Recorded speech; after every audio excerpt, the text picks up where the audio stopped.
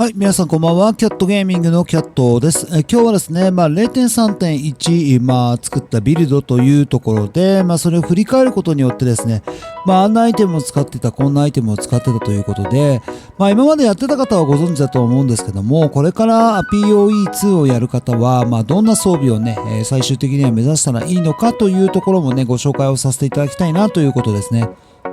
で初めにご紹介するのは、デッドアイがね、非常に猛威を振るったんですけれども、パスファインダーということですね。でパスファインダーはですね、一番最初は結構毒瓶ビルドなんかで有名だったんですけれども、ちょっと前回はデッドアイが人気があった関係であまり人気はなかったんですよね。それをですね、ドックとか出血とか、今まであまり使われなかったダメージソースというものを使ったもので、トキシガスアローからトキシックグロースというねものを打って非常にボスに対しても硬い敵に対しても火力があるというところですね。ノバの投射物を使って投射物を四方八方に打つことによって非常にクリアリングが高く移動速度も高いということですね。0.4 での非常にパスファインダーというのですね、アセンダンシーが結構変わっているんですけれども、スタート地点がいろいろなところからスタートをさせられたりであったりですとか、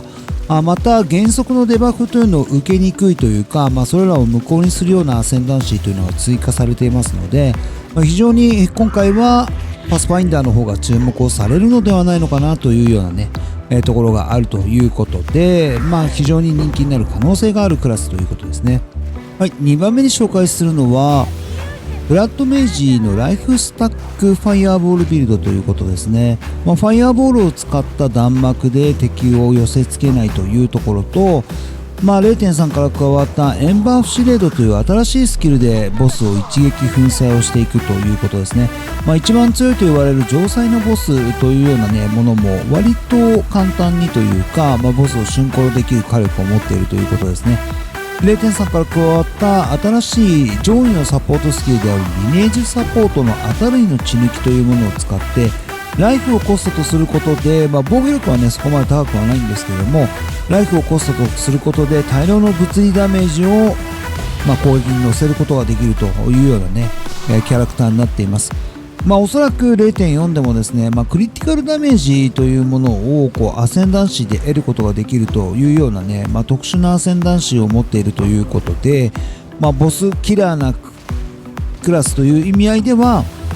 ブラッドメイジは欠かせないのではないのかなということですね。おそらく私も 0.4 でも、ブラッドメイジやると思いますので、そういうようなクラスになっているということですね。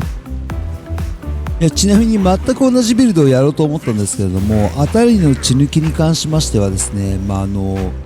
ナーフが入っているんですよね。前回はですね 600% ぐらいまで物理ダメージ詰めたんですけれども、今回に関しては上限が 40% になったということで、回収ということで、回収という名のラーフがされたということですので、ただ新しいまたビルドが開発をされるというのは間違いないと思いますし、非常に攻撃力が高いというのも間違いないアセンダンシーになっていますので、ぜひともね皆さんも楽しんでいただければなということですね。はい、そして3番目に紹介するのは Amazon ですね。モルテンブラストというスキルを使っていく Amazon なんですけれども、非常にですね移動速度が速い、私の中では絶対に歩きたくないマンシリーズということですね。こちらに見ていただく夢見人の手というような、特殊なユニーク、これ結構高いんですけれども、コラプト成功するとね、とあるユニークアイテム3種類をコラプト成功するとできるというアイテムなんですが、これと組み合わせてですね、最後の悲しみという、クロスボウを使ってボスをクリアリングしていくということですね。ある意味ちょっと能力をスタックしていってアタックスピードを極限まで稼ぎスキルを使って移動していくというよう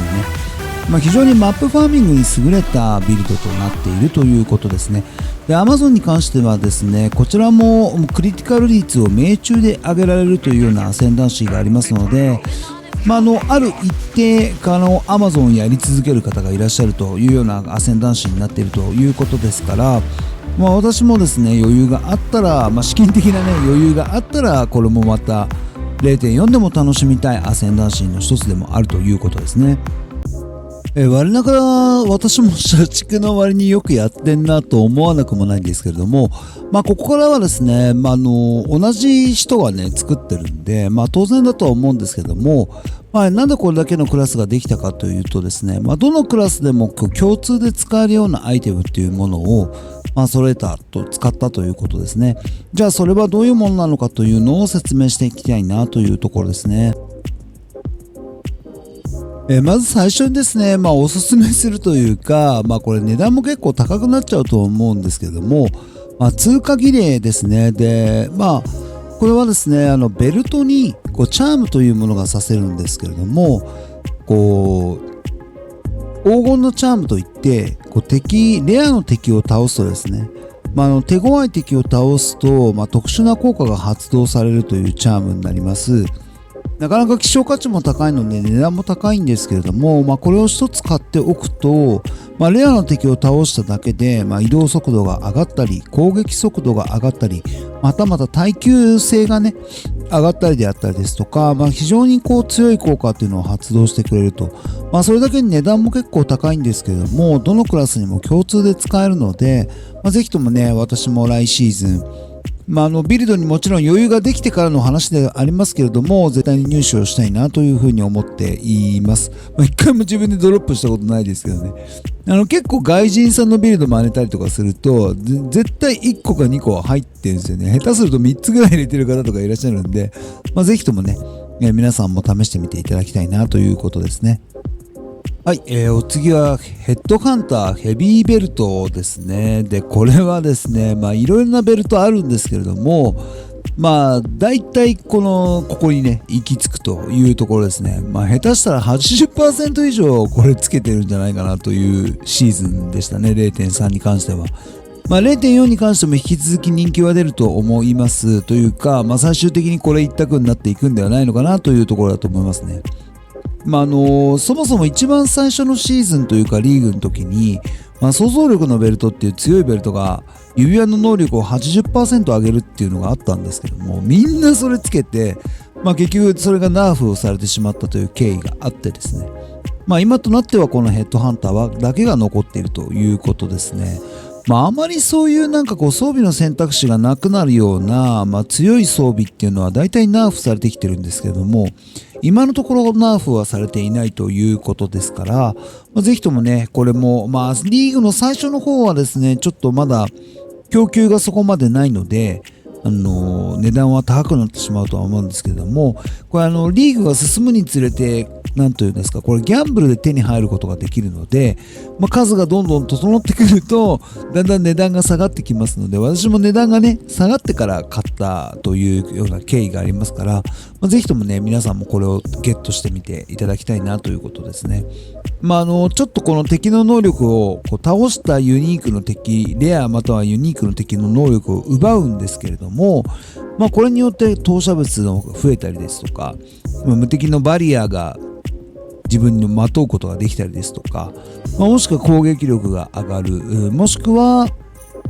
ライフがね、エナジーシールドやライフが上がるということで、非常にせっかちのようにスピーディーに敵を倒していきますけれども、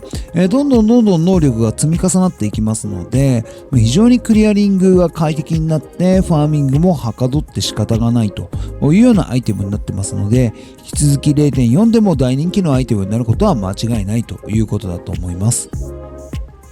そして、3番目にね、紹介をするのが、こちらですね。締め付ける命令、毒蛇の防止ですね。で、これはどういうものなのかというとですね、包囲状態という特定の状態に自分を常にしてくれるということですね。そもそも包囲状態というのは、自分の周りに敵が5体いると、包囲をされているというふうに見なされるんですけれども、この包囲状態になるのに必要な敵の数が5体少なくなるって書いてあるんですが、これ1体から5体まで振れ幅があるんですけども、この5体少なくなるというものを購入して装備をしていただくと、常に自分が包囲をされている状態になるということですね。そして、包囲状態になるとどうなるかというと、ここにあるね、ちょっとこれパッシブは変更の可能性 0.4 で変更する可能性はあるとは思うんですけども、こちらでアタックスピードが 20% 上がったりですとか、そしてこちらではですね、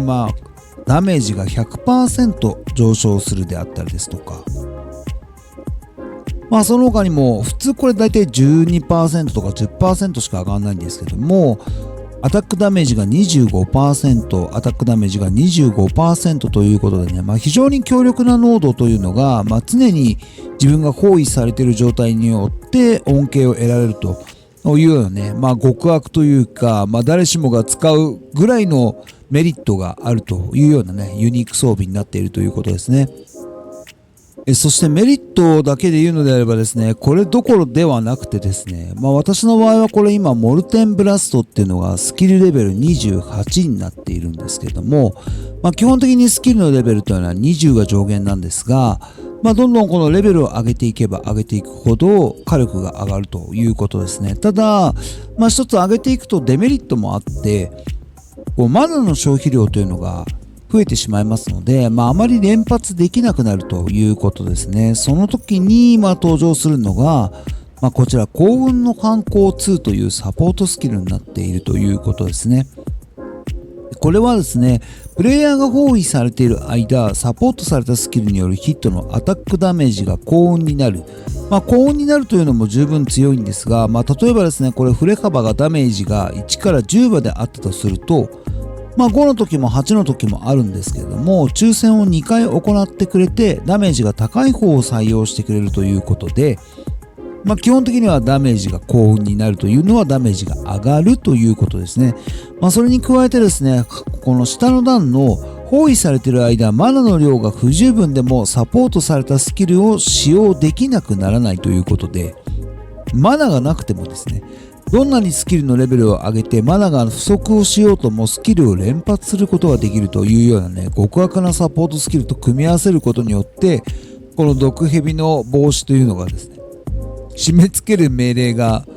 ものすごい効果を発揮するということですね。なので私の場合もこれ見ていただくと、マナはちょっとずつ回復はしてるんですけども、マナがないにもかかわらずスキルレベルの高いモルテンブラストをこれだけ連射ができると、連射し続けることができるということですね。